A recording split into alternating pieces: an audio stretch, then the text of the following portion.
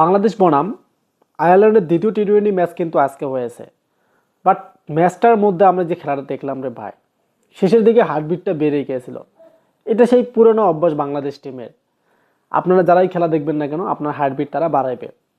তো সাইফুদ্দিনের কৃতিত্ব কিন্তু বাংলাদেশ টিম হয়তো কিছুদিন পর ভুলে যেতে পারে। বাট সাইফুদ্দিন যে আজকে খেলাটা দেখালো, ম্যাচ সেরা কিন্তু সে আজকে হয়ে গেল। তার যে শেষের দিকে যে ইনিংসটা উপহার দিল, 6-4 মানে কি অসাধারণ একটা ইনিংস রে ভাই। মানে শেষের দিকে 7 নম্বর ব্যাটসম্যান হিসেবে সে এরকম একটা ম্যাচ জেতাই দিবে বাংলাদেশকে। বাংলাদেশের যে ক্রিকেট ফ্যানরা আছে, বাংলাদেশ টিম আছে, তারা কখনোই কল্পনা করতে পারেনি। তো সব থেকে খেলাটা নষ্ট করেছিল নুরুল হাসান সোহান। সে কিন্তু ওই সময়ে মানে কি করলো, তাহিদ হৃদয়কে রান আউট করলো এবং সেও কিন্তু কিছু করতে পারলো না। সেও কিন্তু উইকেট হয়ে গিয়েছিল। আর বাংলাদেশের ওপেনিং জুটিটা আজকে অনেকটা ভালো হয়েছিল, কারণ তানজিদ তামিম এবং আপনার ইমন, পারভেজ ইমন কিন্তু যথেষ্ট ভালো খেলছে। লিটন দাস একটু চেষ্টা করছিল এবং বাকি ব্যাটসম্যানগুলো তারাও চেষ্টা করার কাছে গিয়েছিল, বাট কিন্তু তারা পারেনি। এবং শেষে দায়িত্বটা পড়ে গেল আপনার আহ, যে ফিনিশার, যাকে আমরা মাঝে মাঝে জাতীয় দলে দেখতে পাই, আবার যাকে আমরা মাঝে মাঝে খুঁজেই পাই না, সে হচ্ছে সাইফুদ্দিন। তো এই অলরাউন্ডার ব্যাটসম্যান কিন্তু আজকে প্রমাণ করে দিল যে আমাকে দিয়ে আসলেই ফিনিশিংয়ে সম্ভব। তো এই যে ভাত শামিমকে রেখে যে একে দলের মধ্যে নেওয়া হয়েছে, আসলে কিন্তু এটা একটা বিসিবির সিদ্ধান্ত কাজে লাগছে, কারণ তার প্রমাণ সে আজকের ম্যাচে দিল। অসাধারণ কিন্তু তার ব্যাটিং আমরা দেখলাম।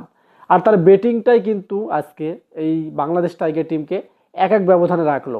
নয়তো কিন্তু আজকে যদি আয়ারল্যান্ড জিতেই যেত, তাহলে কি হয়তো, আয়ারল্যান্ড সিরিজটা জিতে একদম ফেলতো। তো পরবর্তী যে আর একটা ম্যাচ থাকতো, ওই ম্যাচটা একটা মনে করেন যে বাংলাদেশ টিমের জন্য খেলাও যে না খেলাও সে, কারণ ওই ম্যাচে কোনো মূল্য থাকতো না।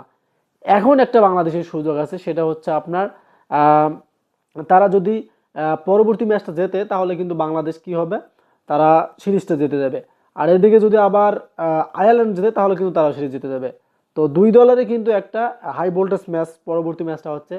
তো সাইফুদ্দিনকে অনেক অনেক ধন্যবাদ যে এরকম বাংলাদেশ টাইগার টিমকে একটা খেলা উপহার দিবে।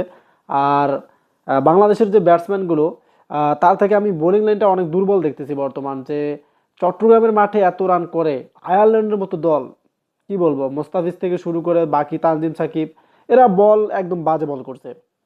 এগুলো বল কিন্তু আসলেই ভালো বল হয়নি, কারণ এত রান 120 বলে 170 প্লাস করে ফেলে আয়ারল্যান্ডের মতো টিম।